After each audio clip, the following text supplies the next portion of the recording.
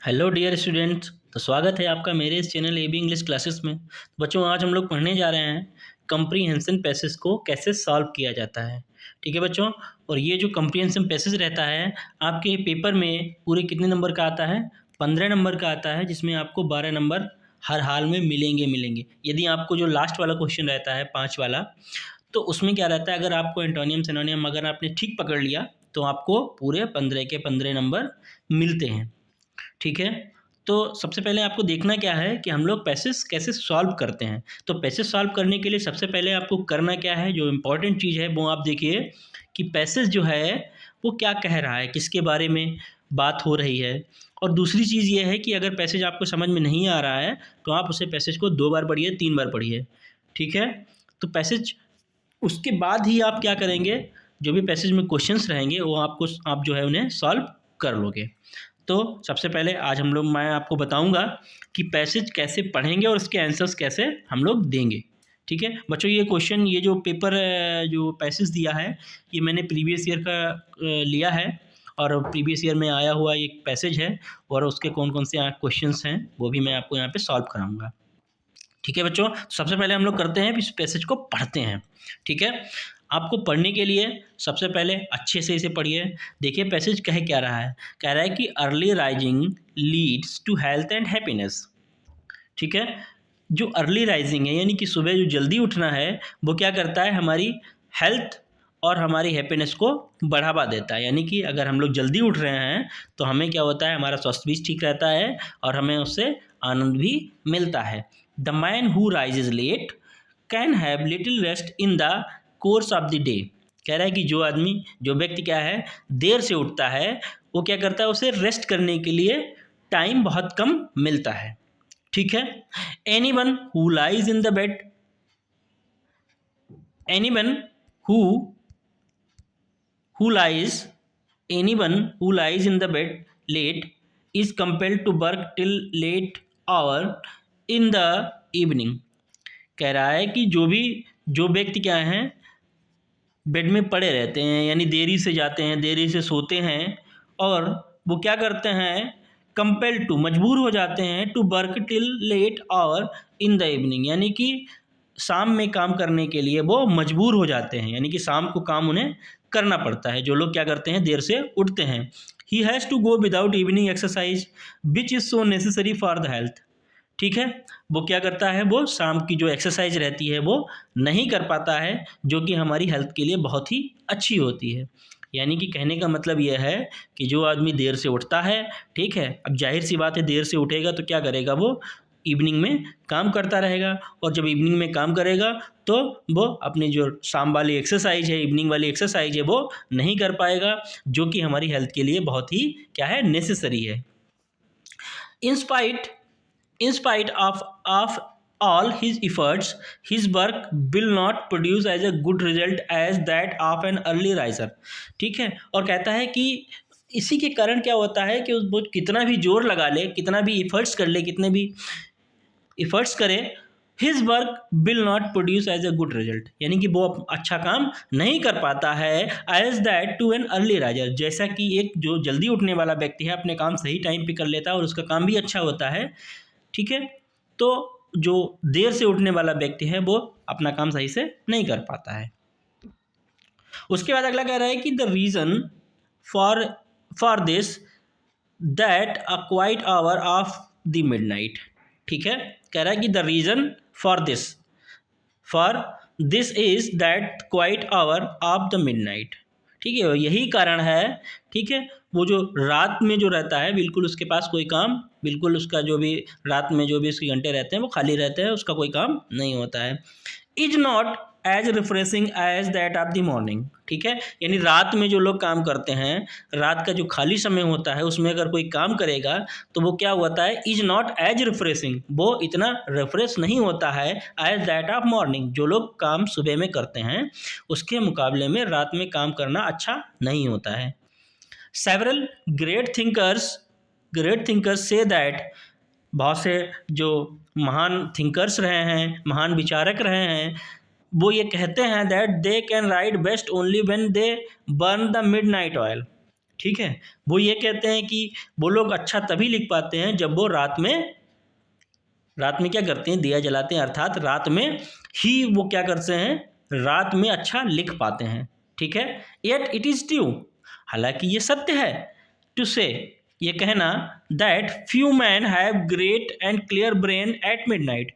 ठीक है, कुछ लोगों का दिमाग जो है रात में अच्छा चलता है, ये कुछ लोगों का है, लेकिन when the body needs rest and sleep, ठीक है, when the body needs rest and sleep, ठीक है, ये उनके लिए तो ठीक है, लेकिन बॉडी को कब रेस्ट की आवश्यकता है, कब उसे सोना चाहिए, ठीक है, ये भी बहुत ज़रूरी है।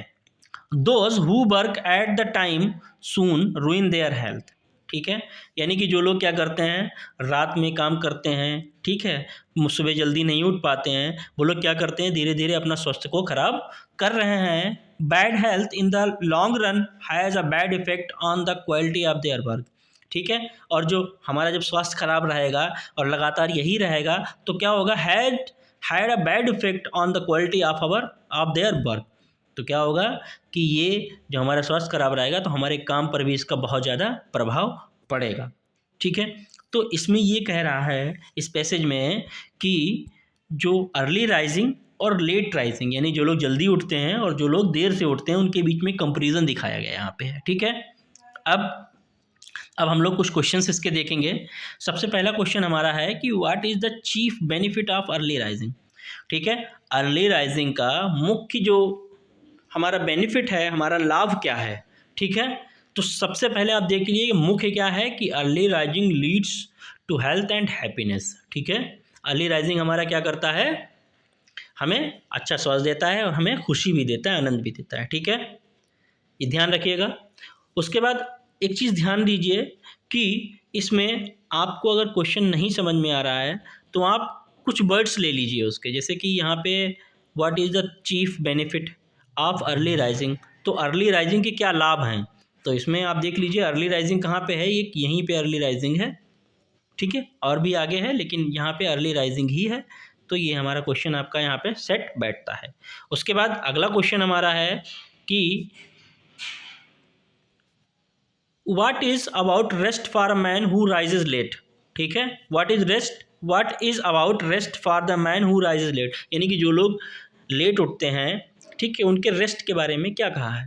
ठीक, तो क्या होगा जब वो, अब देख लीजिए यहाँ पे है कि any one who lies in bed late is compelled to work till hour in the evening, यानी जो लोग क्या हैं देर से उठते हैं, ठीक है, उन्हें क्या है, उन्हें जो लोग क्या होते हैं देर से उठते हैं, उन्हें इवनिंग में काम करने पर, यानी वो इवनिंग में काम करने को मजबूर हो जाते हैं, और क्या रहता है, he has to go without evening exercise which is so necessary for the health. ठीक है, और जब इवनिंग में काम करते हैं तो क्या होगा कि वो अपना जो एक्सरसाइज है वो भी नहीं कर पाते हैं और उनका जो हेल्थ है उनका बैड हेल्थ हो जाता है। उसके बाद which work can not give good result. ठीक है, which work can not give good result, कौन सा काम जो है अच्छा रिजल्ट नहीं दे सकता है। ठीक है, तो सीधी सी बात है, क्या है कि जो लोग देरी से उठते हैं। अब देखिए यहाँ पे आपको मिलेगा गुड रिजल्ट, आपको क्या मिला, गुड रिजल्ट। ठीक है, अब पैसेज में देखिए गुड रिजल्ट कहाँ पे है, आपको ये देखना है कि गुड रिजल्ट कहाँ पे लिखा है। अब तो सबसे पहले आप देखिए यहाँ पे लिखा है,